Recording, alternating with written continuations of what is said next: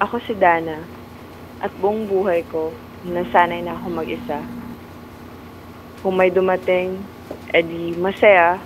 Kung wala, okay lang naman, kaya ko.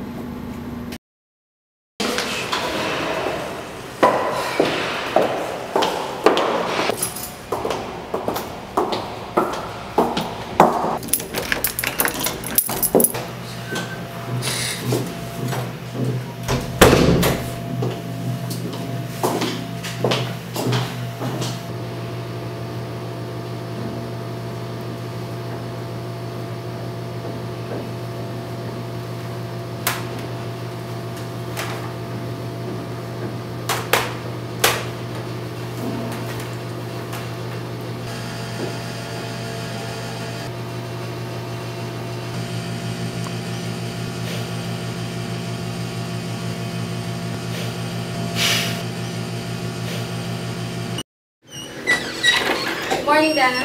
Morning, ma'am. Good morning, Dana. Morning, sir. Morning, Dana. Morning, Sheila. Oh, ba't parang puyat ka na naman ata?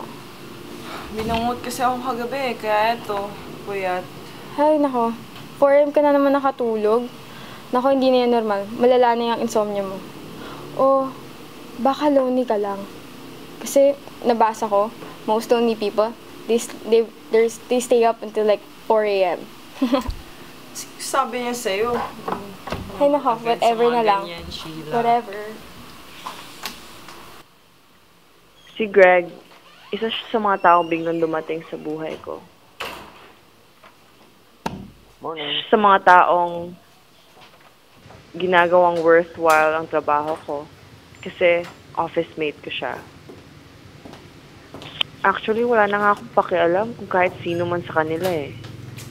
Basta dumating siya, edi okay. Pero, alam ko namang hindi magtatagal eh. Because I know he's married.